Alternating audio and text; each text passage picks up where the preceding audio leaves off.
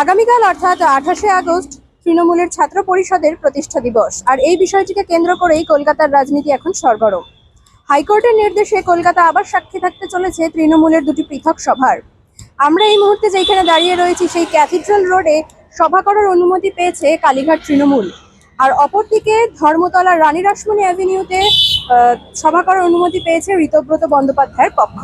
তবে হাইকোর্টের নির্দেশ বেশ কড়া, কোনো পক্ষকেই কিন্তু মেয়ো রোডে সভা করার অনুমতি দেওয়া হয়নি।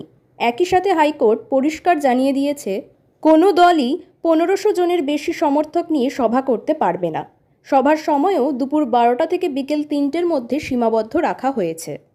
অর্থাৎ কাল শহরের দুটো গুরুত্বপূর্ণ ও স্পর্শকাতর পয়েন্টে অনুষ্ঠিত হতে চলেছে দুটি পৃথক রাজনৈতিক সমাবেশ।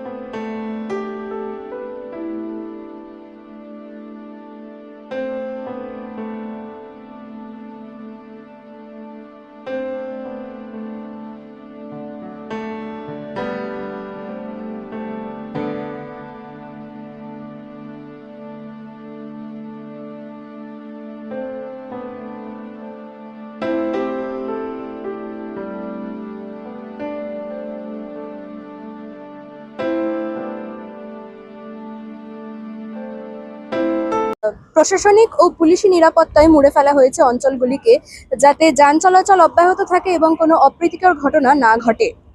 কলকাতার এই দুটি সমাবেশ, তৃণমূলের এই দুটি ভিন্ন সমাবেশে কাল জনজোয়ার কিরকম হয় এবং নেতারা কি বার্তা দেন সেটাই এখন দেখার।